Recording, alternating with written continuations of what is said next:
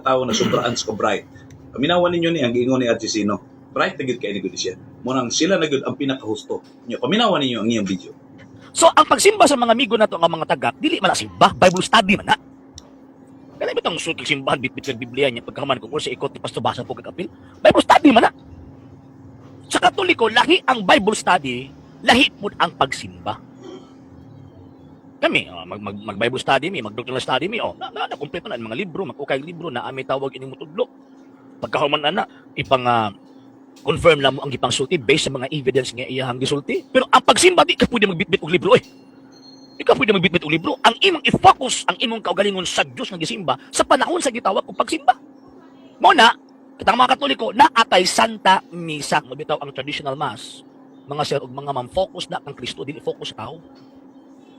So inyo siya nadunggan. Matod pa niya. Kining ato unang pagsimba din pagsimba. Bible study kuno ni. Unya matod pa niya, sila ra ang dunay tinuod nga pagsimba. Ya dili gyud daw pwede magbitbit kag Bible basta na ka sa simbahan. So bitbiton manok. Mura tag sa bunga na ng trabaho Stila na nung sa namin taon mo na sobra. Inyo man po nang pamagis pagsimba. Muna ayaw po nyo buti ang uban. Tanawon doon na to sa Biblia kung dili ba kita pwede magdalaan na. Kunya ka ng pamagi, matod pa nyo, lahi ang Bible study, lahi ang pagsimba. Kaya ang pare, kinahanglan doon nagitawang yung Santa Misa. Unsa man na, kanang humili ninyo, dili ba na wali? Wali man na. Ano ko sabutan na. Ato basahon doon sa Biblia, kining gitawag og pagsimba. Tanawan nyo ni kining mabasa na to din sa unang Korinto 14, versikulo 26. Maayong balita, Biblia. Basahan ninyo ni. Kunya, ipakita nyo kang sino. Kung sa gingon. Akong basahon na. Matod pa din sa nasulat. Ingon din ang gipasabot ko, mga igsoon mao, nga initigom ninyo ang uban mag-awit. Ingon pa niya, concert ko nun. Pastila. Nung sama mo, nanghilak mo, di mo mag-awit. Awit ang ingon rin. So pag yun, ang uban magtudlo. Nung sama na magtudlo? Mabito na namin gitawag na mag-Sabbath school. Kaya magtudlo. Nagamit og Biblia. Ang kamon sa inyo gigamit. Comics. Pasti ada ni. Masubraan lagi ka, Bright. Sunod pa. Ang uban magwali. Tanawa. Magwali man lagi. So na humili. Yung sa may gamiton mo magwali ni mo. Comics imong gamiton. Puto sa bulad. Siyempre mo kuha kang teksto sa Biblia kay wali. Unsa ba ka? Panahon ni Ginoong Hesus, Lucas 4. Gitagaan siya ditong basahon ni Isaias. Kinilaging masubrahan ta ka, Bright ba? Mga sukuro ba dayon ning iyang mga disipulo ni sino? Unsa pa gyud? Ang uban magsultig lahi nga pinulungan. Ang uban pagayod maghubad sa kahulugan niini. Kinahanglan nga kining tanan buhaton aron sa paglig-on sa simbahan. Kinahanglan din ni buhaton aron paglig-on sa simbahan. Kanta, na magtudlo, na mag-awit, na magwali. Usa bay taon mo kaligin nyo dili naman ako may mga mo manambong mo ka nang nasa namatyan. Namatyan lang mo perminti kaya nga naman. Sabagay, mo man nag-iingon po din sa Osias 2:11 nga pahunongon niya ang tanang kalipay. Maligdo nga pagkatigom hunongon ako basahon din niya. Aron nga masabtan po ni sino kay nituman po sila aning ilahang nasulat aning dinhi sa Osias. Okay, ato basahon sa Osias 2:11. Unsay giingon dinhi? O gunungon ko ang tanan niyang kalipay. Muna na nga di na mo magkanta-kanta Magtiyabaw na mo sulod simbahan. Hunungon. Unsa pa gyud? Ang iyang mga kasulugan. Hunungon po na. So, yung sa pa din iyang bag-o mga bulan, ang mga adlay papahulay, kadang yung ipapahulay niyo ang Domingo. Giundang naman mo, wala naman mo anak. Ang nagdomingo naman mo. Inyo nang giundang. Unsa pa? Ang tanang gitakda nga kasulugan. Gipahunon. Padayon lagi mana. Yabag yung kebab. Mana nga pagkuan mo, pagtuon kay nasobrahan na mo ka, Bright. Murag ka mo na hinuon ang pinaka sakto kay doon na lagi daw katungod nga mubasa sa Biblia kay ang mga protestante wagi katungod. Sige, inyuhan na natanan. Bahalag nagkadiwa nagkadimao, inyuhan na natanan. Hinaut nga nasabtan, follow and share para maabot ni nga to kang Archesino nga ang pagsimba di ay kinahanglan gool-gool, dili lipay-lipay. Wanay dadalag Bible. Comics na dadon na to dito. Cellphone na itong dadon to. Di, manok. Salamat. Lisod ning magpa-bright ka ba? Unya pagkahuman nakigtupong ka sa giingon niyang gitawag og nasubraan na ka-bright. Nga naman kay di magyud makatumpang ang tawag ini inyong pangunahuna sa kamatuoran ba? nagitudlo ng daan sa Santa Iglesia Katolika Apostolika Romana for the first century pa. Kaya kanang inyong pundok manggod, musugot mo sa dili, wato gyud minasayran sa kasaysayan sa unang 300 katuig sa kinabuhi sa mga Kristiyanos nga naman mingbuto lang man mo sa 1863. Ato ang bantayan, mga sir ug mga ma'am, apil ning ato ang higalang tagak nga ang kaalam o kahibalo sa Dios wa niya gihatag sa individual nga tao. Gihatag niya diha sa iyang gitawag og simbahan. Diba? Ephesians chapter 3 verse 10 nga ang kaalam sa Dios iyang gitugyan, iyang gihatag ni ining maong simbahan aron tawag ining nakatudlo siya sa insakto. And at the same time gipabanan pag yun ng Kristo sa maong Espiritu Santo, di ba? Saint John chapter 14 verse 16, 24 and 26. So buti pasabot ang kahibalo ug ang kaalam sa Dios iyang gihatag sa iglesia kadtong iglesyang tinuod, dili kadtong sektang gitukod lang og Amerikano. So mo ni resulta ining maong tawhana nga nagahatag og reaction sa tuwa nga naman kay instead of motuo sa nakasulat, motuo sa kasaysayan sa mga Kristiyanos sa unang 300 ka siglo, ang iyang tawag ining gihimo, iyang gipahaom-haom ang ilahang practices sa Biblia dito sa ilahang kaugalingong practices. Nag-iimbento lang after 1863. Among gud masayod ning mga tawhana sa rito sa gitawag og iglesyang gitukod ni Kristo, especially sa pagsimba sa unang 300 ka siglo. Kanang iyang gibasa sa 1 Korinto kapitulo tawag ining 11, kapitulo 14 rather, bersikulo 26. Iyang gipahaom-haom sa pundok nga ilahang tawag ining gipasakupan ni. Ang isyu nato ang simba dili na Bible study. Mo na isyu. Ang simba dili Bible study. Kana bang gitawag sa 1 Korinto 14:26? Nagtudlo ba ang tawag ining Apostol Pablo nga magbitbit mo Biblia? No sir, no ma'am. Kaya at the same time, kana nga panahon, wala pa'y gitawag og libro nga gitawag og Biblia that composed of Old and New Testament. O, yung sa mga paghaom ng inyong practices, sa giingon sa 1 Korinto, kapitulo 14, versikulo 26, yes, na ay pag-awit, yes, na ay pagtudlo, yes, na ay gitawag og pagwali, pero ang question ana, kana bang gihimo sa 1 Korinto, kapitulo 26, mao ba na ang gihimo ninyo karon? Dili, oy, layo ra kestinay. Nganong layo man kestinay? Kay ang unang 300 ka siglo nga rito sa pagsimba, klaro nga gitudlo na sa mga fathers, especially kanang one of the kanang bitong detailed information concerning sa rite sa simbahan Katolika, sa liturgy sa simbahan Katolika for the first 300 years, maghimo silang misa.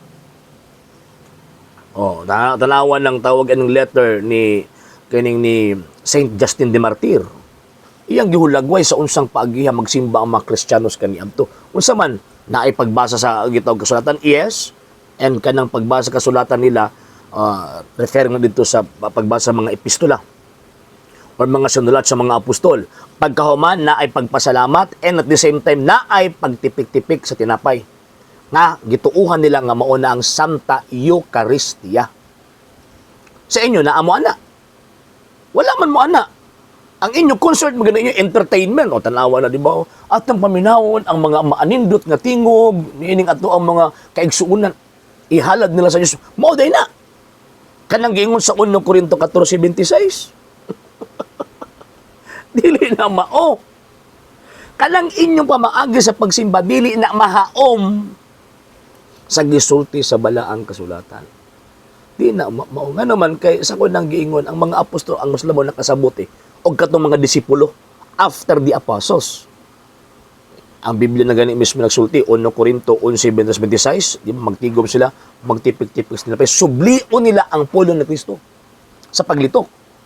Kay ingon pa ni San Pablo, kini akong nadawat gikan kang Kristo. Nga buhat kapitulo 20 bersikulo 7, magibuhat nila na every first day of the week. Ginabuhat nila 1 Korinto 16:1-2, magtigom silang tawag ini mga halal para ipadala sa Jerusalem. Domingo gihapon na and magmisa sila.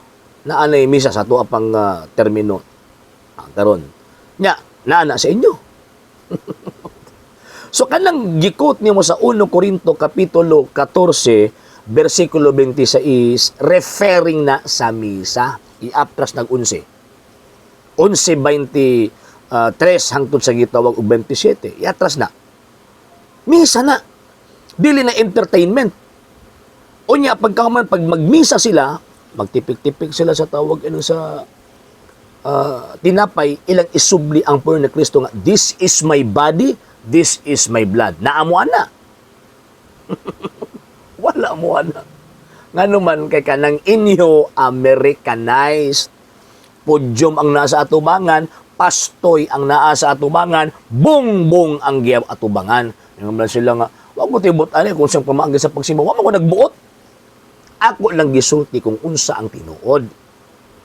Nga kaniadto ang first 300 years Christians wa sila gibit-bit nga Biblia samtang magsimba sila. Mao pud mi mga Katoliko pag magsimba mi wa mi gibit-bit nga Biblia nga naman kay focus ang atensyon dito sa pagsimba sa Dios diha sa pagtipik-tipik sa tinapay nga mao nang gitawag na misa. Mao nang gisulti sa Biblia. Wala sa Biblia nga nag-iyahan sa nagbit-bit og Biblia. O ang tawag ining quote pa niyang 1 Corinto. Ang St. Luke chapter 1 chapter 4 verse 16 katong gibuhat ni sa sinagoga. Nya nagbit-bit sa individual Biblia. Scroll man tong gibasa sa Kristo. Takal. Mo lagi na ba kana magpa-bright ka. Nya pagkahuman imuhang tumpangan ang giingon nimong nasubraan ka bright, di idyo ka katumpang. Sakpan man kasi mong butbut. Masakpan gid mo sa inyong butbut. Nganong masakpan sa butbut kay kanang inyong presentasyon dili na maoy gisulti sa balaang kasulatan. Di na maoy gisulti. Wala entertainment. Ngano man kay ngomong entertainment tanawa na sila magsimba. Di ba mo adto sa altar, altar di man altar adto sa podium, likod sa podium niya pagkahuman tawag ining mag-concert, kumbaga entertainment ba. Basahin daw ko be. Og tawag ining bisag usad lang ka patristic letter. Patristic letter bot pasabot niya na after the apostles. Naay mga sunod nga ingon ana sila magsimba. Wala. Wala. Ngano man kanang inyo imbim turog Amerikano. Dili na maoy kabubuton sa Ginoong Dios ngingon ana o magsimba. Kay ang kabubuton sa Ginoong Dios magsimba kanang ingon sa balang kasulatan nga, do this in remembrance of me. Mauna. Wag ingon dito nga adto mo sa stage niya pagkahuman halad-halad mog awit. Di man na mao. Unya naapay gitawag og patik. Kini nga tuang higala nga nagpa-bright. Gikot pa niya ang Usias kapitulo 2 bersikulo 11 nga kitadto ko ni igo daw ana. Ato nung basa og balik daw. Tanaw to. Basa og balik kinsa na igo niya. Og hunungon ko ang tanan niyang kalipay. Ang iyang mga pangilin, mga bag-ong subang sa bulan, mga adlawng igpapahulay, disgrasya. Kasunod-sunod mo ng adlawng igpapahulay. Ha? Kaya ang amuam tawag ining pagsimba kanang adlaw sa Ginoo. Yes, makonsider siya as Sabbath. Nga naman kay worshiping God man gud na. Pero kining ingon din nga hunungon ko ang adlaw igpapahulay, wala ni gi-interpret o dili ni pwedeng i-interpret nga first day of the week kay ang mga Hudyo, kung tanaw nimong balang kasulatan, magpahulay sila adlawng ikapito. Nganong tawag ining Dominguista man ang gisultian ani nga kada nga panahon dili pa existido ang pagsimba sa Ginoong Dios adlawng Domingo. Kaya nahitabo lang existido ang pagsimba sa adlawng Domingo sa panahon human na banhaw si Ginoong Jesucristo. So, huno lagi mo anang adlawng igpapahulay ninyo kay gipahunong na sa Dios og hunungon ko ang ilang mga kung may mga adlaw igpapahulay manggod kay mga Hudyo manggod ay daghan sila mga igpapahulay. Ay labi na kanang magsaulog sila sa madag kong mga fiesta. Gina-consider nila nga adlawng igpapahulay. Pero usa sa mga main tawag ining igpapahulay nga igiingon sa Ginoong Dios nga unungon niya usa din na kanang ingon nga weekly Sabbath. Ngano man kay capital letter adlawng igpapahulay. So bot pasabot, dili kita na ego. Ego ni tawag ining abot nga sa bodista. Sa bodista piki, okay? Sa hindi pa po nakapag-follow sa mga pages po natin, i-follow nyo po yung mga pages po natin, RJ Horolanciano II, TV Apolia Punto Argumento page, Kuya Apologies TV page, and RJ's Vlog 2022. And pwede rin po kayo mag-send po dyan ng Facebook stars. And also, sa atin po mga channels, sa hindi po nakapag-subscribe, i-subscribe po ninyo yung mga channels natin, Dalay Catholic, Apologies International Official, RJ Santo II TV, Kuya Apologies TV, and Barrio Kawayan Religious Forum. And pwede rin po kayo mag-send po dyan ng super sticker, super chats, and super thanks. And maraming salamat po sa mga kapatid at mga Katoliko na ulis pong tumutulong sa programa po natin. Maraming salamat po. Nang dahil po sa tulong at suporta po ninyo, ang programa po ito, until now, andito pa rin po sa social media. And until now din po, nangangailangan pa rin po tayo sa tulong at suporta po ninyo dahil wala po kami magagawa rito mga sir, mga ma'am, kung wala po yung tulong at suporta po ninyo. Sa gusto pong tumulong, sa gusto pong sumuporta, pwede po ninyong ipadala ang tulong at suporta po ninyo sa pamamagitan po ng ating mga account numbers dyan po sa ating pong screen. And pwede nyo po kaming i-message sa ating pong page kung via remittance po yung papadala po ninyo. Maraming salamat po in advance.